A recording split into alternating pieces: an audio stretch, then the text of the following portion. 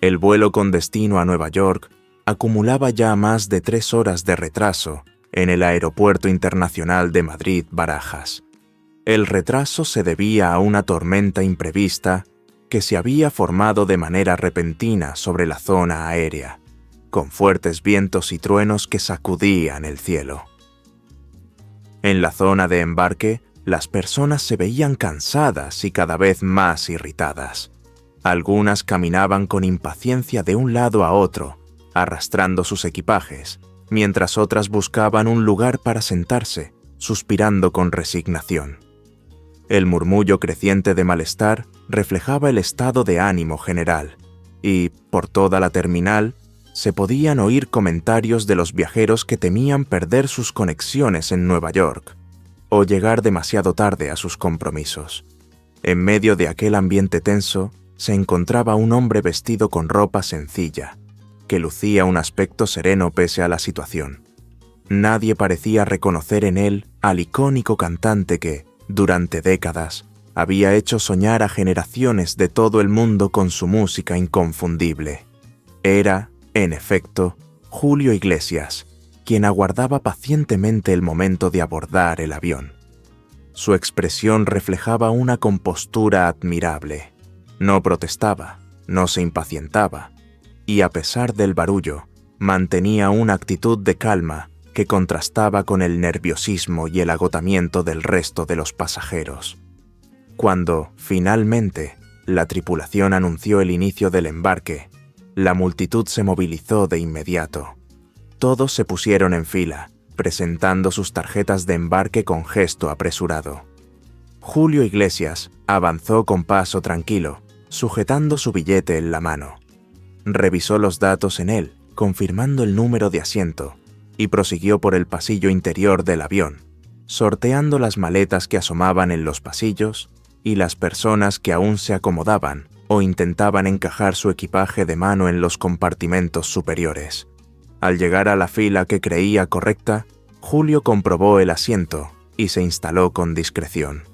Guardó su mochila algo gastada bajo el asiento de enfrente y cerró los ojos un instante, buscando un momento de sosiego antes del largo viaje tras tantas horas de retraso. Sin embargo, aquella calma fue breve. De repente, un muchacho alto, atlético, que rondaría los 20 años, hizo su aparición en el pasillo.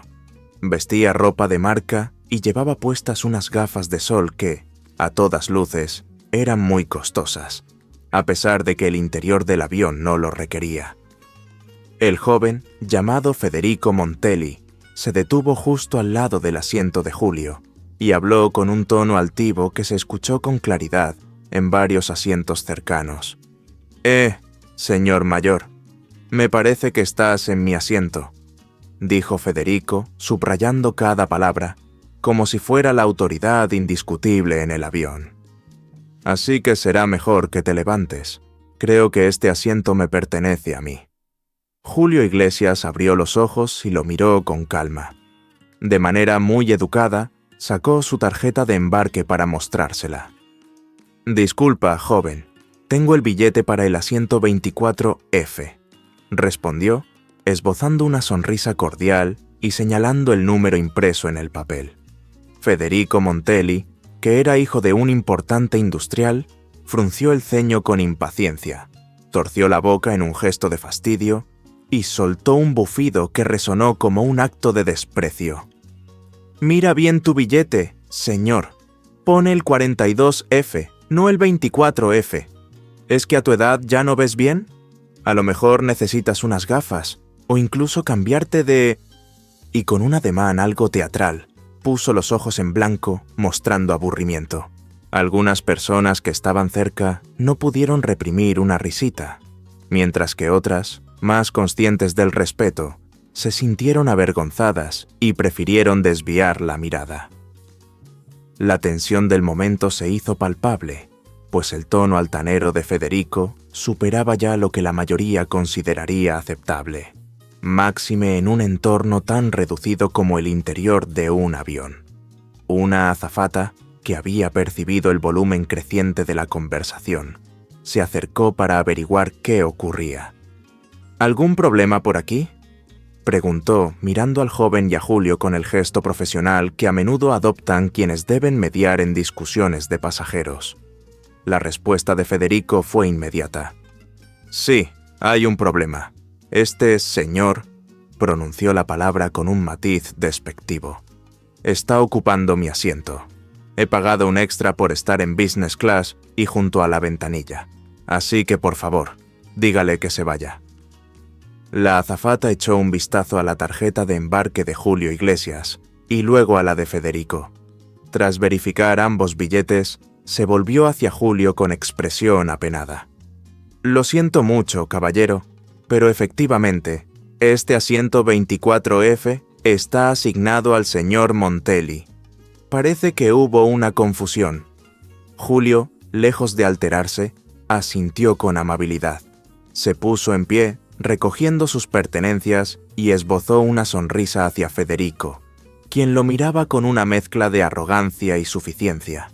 Sin embargo, el cantante no mostró rencor ni molestia, solo humildad. «Disculpa por el error», dijo Julio en un tono que sonaba sincero. «Iré a mi asiento, no te preocupes». Federico soltó una risa seca, casi burlona. «Deberías revisarte la vista, señor mayor. Y también tu estilo de ropa. Aquí estamos en business class, no en un autobús barato para jubilados». Algunas personas cercanas volvieron a reír, ya fuera por complicidad o incomodidad, mientras otros pasajeros bajaban la mirada, conscientes de que aquella situación sobrepasaba la falta de cortesía y rozaba la humillación. No obstante, Julio Iglesias no pronunció reproche alguno. Se limitó a seguir a la azafata hacia la parte trasera del avión, donde se encontraba el asiento que realmente le correspondía. Mientras caminaban, la azafata se inclinó ligeramente hacia Julio y le susurró: «Disculpe, señor. De verdad que lamento este incidente, pero me temo que ese chico es Federico Montelli, el hijo de un gran magnate de la industria. Está acostumbrado a salirse siempre con la suya». Julio Iglesias, fiel a su carácter tranquilo y empático, negó con la cabeza y contestó: «No tiene importancia. En ocasiones, la gente confunde la bondad con la debilidad». La azafata, intrigada ante la elegancia de ese pasajero, se quedó observándolo. Por un instante, pareció a punto de reconocerlo, pero Julio hizo un guiño y restó importancia al asunto, como si él no fuera nadie especial. «¿Usted es...?» empezó a preguntar ella, mostrando cierta curiosidad. «Solo soy un hombre que, al parecer, necesita gafas nuevas», bromeó Julio, sin dejar que aquella conversación se prolongara demasiado. El vuelo finalmente despegó con más de 3 horas de retraso. Estaba lleno, y por supuesto, la mayor parte de los pasajeros viajaban agotados después de tanta espera en la terminal. Desde su asiento en la sección económica, Julio se dispuso a leer un libro que llevaba consigo. Mientras tanto, se escuchaba de vez en cuando a Federico, quien, en la parte delantera, insistía en que el personal le diera más atención, que mejoraran el servicio de Wi-Fi o que cambiaran la comida por algo decente.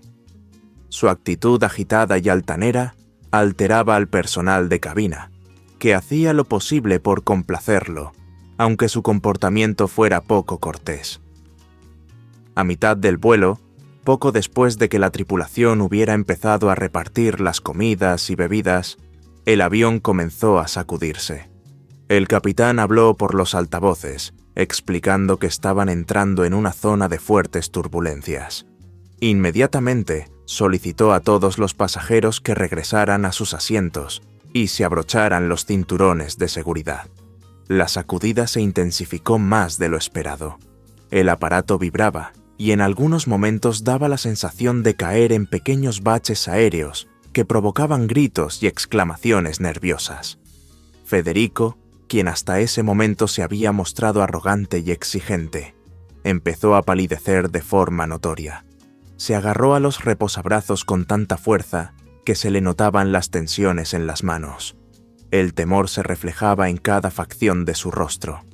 Cuando una sacudida más fuerte hizo tambalear el avión, varios pasajeros gritaron. Federico también alzó la voz, con un tono asustado. «¡Estamos cayendo! ¡Lo sabía! ¡Este vuelo barato es un desastre!», exclamó, sin darse cuenta de que, en realidad, viajaba en clase business y con una de las compañías aéreas con mejores índices de seguridad del mundo. Mientras la situación se volvía cada vez más caótica, desde la zona económica apareció Julio Iglesias, moviéndose con sorprendente agilidad, a pesar de la turbulencia. Avanzaba por el pasillo con cuidado, sujetando a una de las azafatas que, en un tropiezo, se había lastimado un tobillo y no podía sostenerse bien en pie. La chica se apoyaba en el brazo de Julio, intentando mantener el equilibrio. «Caballero, debe regresar a su asiento», le gritó otra asistente de vuelo, haciendo ademán de acercarse para ayudar. «Lo haré en cuanto ella esté a salvo en su asiento», respondió Julio, con voz firme y tranquila, sin parecer asustado por los sacudones del avión. Federico observaba la escena desde su asiento. Su expresión era de asombro, pues aquel hombre, al que había tratado con menosprecio, se mostraba sereno y se dedicaba a ayudar a los demás en medio del pánico general. Tras unos minutos interminables, las turbulencias continuaron con altibajos que parecían no tener fin. Varios pasajeros rezaban en voz baja, otros se cubrían el rostro con las manos. Era un momento de gran tensión.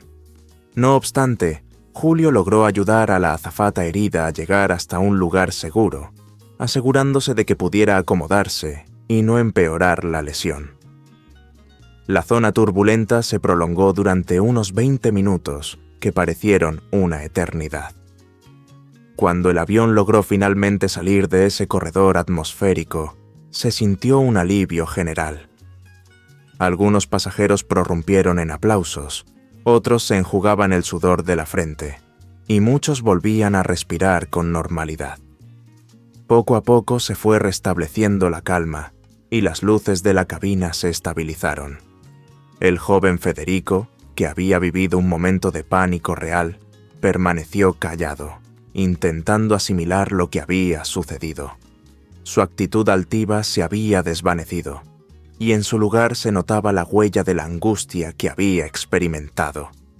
Mientras la tensión se disipaba, el rumor de que Julio Iglesias estaba a bordo comenzó a circular de boca en boca por todo el avión. Algunos pasajeros decían haberlo visto, otros aseguraban haberlo reconocido al pasar por el pasillo. Muchos querían verificar si era cierto que el gran cantante, famoso en todo el mundo, se encontraba con ellos. Federico, intrigado, empezó a escuchar las conversaciones a su alrededor. ¿De verdad es Julio Iglesias? Mi madre siempre lo escuchaba. He crecido con su música, se decían unos a otros en susurros emocionados. Hasta ese momento, Federico no había prestado atención al nombre de la persona que había despreciado, pero ahora comprendía poco a poco quién era. Nada menos que uno de los cantantes de mayor renombre mundial, cuyos éxitos musicales habían cruzado continentes y generaciones. Se sintió fatal. No solo lo había humillado y menospreciado, sino que él mismo había mostrado un comportamiento prepotente que contrastaba profundamente con la serenidad y la disposición a ayudar del artista. El anuncio de los pilotos para preparar el aterrizaje resonó, indicando que en unos minutos llegarían al aeropuerto John F. Kennedy de Nueva York. Entonces, Federico se levantó con timidez y con pasos inseguros avanzó hacia la zona económica, en busca de Julio Iglesias. Lo encontró tranquilamente sentado, leyendo un libro. No había rastro de resentimiento o vanidad en su postura. Federico se aclaró la garganta, tratando de armarse de valor, y habló con un tono discreto, muy distinto de la arrogancia inicial. Señor Iglesias», balbuceó. «Yo quería disculparme por mi comportamiento. Fui muy grosero al principio. No tenía ni idea de que usted era... bueno, usted». Me comporté como un auténtico... Julio alzó la mirada de las páginas y con esa misma amabilidad lo observó. No había rastro alguno de reproche en su voz.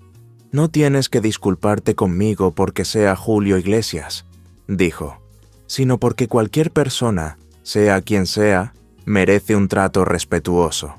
Federico se puso rojo, pero asintió con humildad, incapaz de articular una respuesta inmediata. Tras unos segundos, se atrevió a continuar. «Lleva usted toda la razón. He sido muy injusto. Cuando tuvimos esa turbulencia, entré en pánico y no supe reaccionar. Pero usted, sin embargo, mantuvo la calma y ayudó a la gente. Me he dado cuenta de lo equivocado que estaba al juzgarlo. De verdad, lo siento muchísimo». El cantante esbozó una sonrisa compasiva. «El coraje no es la ausencia de miedo, muchacho. Es hacer lo correcto a pesar de tener miedo. Todos sentimos miedo a veces». Federico asintió, sintiendo un peso menos sobre los hombros al expresar sus disculpas. Tras un instante de vacilación, sacó su billete de la chaqueta y se lo mostró a Julio. «Este es mi asiento en primera fila de business class, justo en la ventanilla. Me gustaría que se sentara allí durante el aterrizaje, al menos. Es lo menos que puedo hacer para compensar todo esto». «Te agradezco el gesto», contestó Julio, «pero estoy bien aquí. Sin embargo, si quieres, puedes sentarte a mi lado. Hay un asiento libre. Así podremos charlar un rato y te cuento algunas historias de cuando grabé música en Nueva York, hace años». Federico no podía ocultar su sorpresa. Después de todo lo que había pasado, Julio Iglesias lo estaba invitando a compartir su asiento y su tiempo. El joven aceptó, sintiéndose emocionado y a la vez nervioso. Se sentó junto a él y mientras el avión iniciaba las maniobras de aproximación a Nueva York, Federico escuchó con fascinación las anécdotas y recuerdos del cantante sobre sus días grabando y actuando en la Gran Manzana. La diferencia de edad y de experiencia se desvaneció, pues en ese momento eran solo dos personas compartiendo historias y aprendiendo el uno del otro. En el resto de la cabina, varios pasajeros se dieron cuenta de la escena y sonrieron con ternura. Era evidente que el joven arrogante había aprendido una lección muy valiosa: la importancia de tratar a los demás con humanidad, de no dejarse cegar por la soberbia y de valorar la calma y la bondad en situaciones de crisis. Cuando, por fin, el avión aterrizó en el aeropuerto John F. Kennedy de Nueva York y se dirigió a la terminal, se sintió un suspiro de alivio generalizado. Los pasajeros se pusieron en pie con ansiedad, deseosos de desembarcar, mientras otros hablaban entre sí de la experiencia tan intensa que habían tenido. Muchos se acercaron a Julio Iglesias para pedir autógrafos o para expresar su admiración, ahora que su identidad estaba confirmada.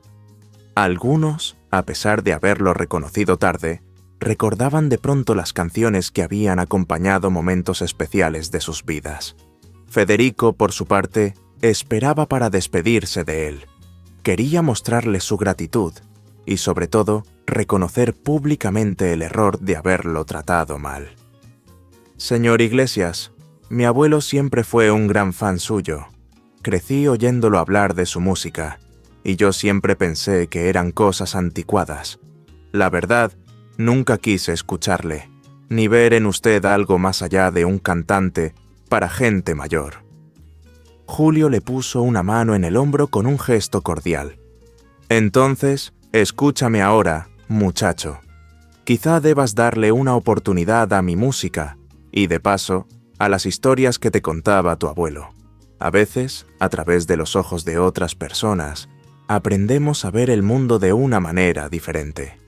Federico bajó la vista, conmovido. «Mi abuelo falleció el año pasado. Ya no está para contarme más historias. Pero voy a escuchar sus canciones, se lo prometo».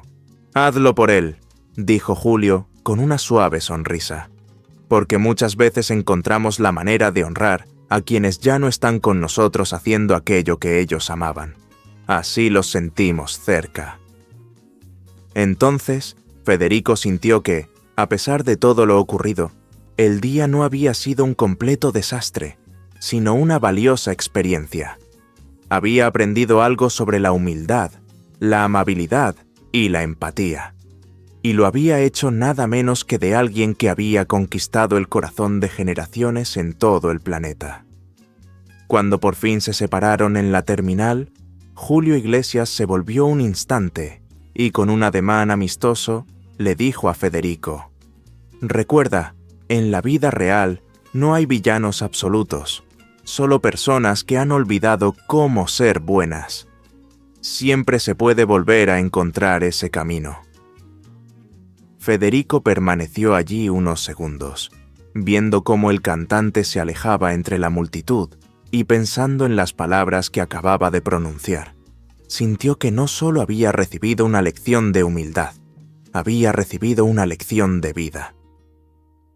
Invitación final.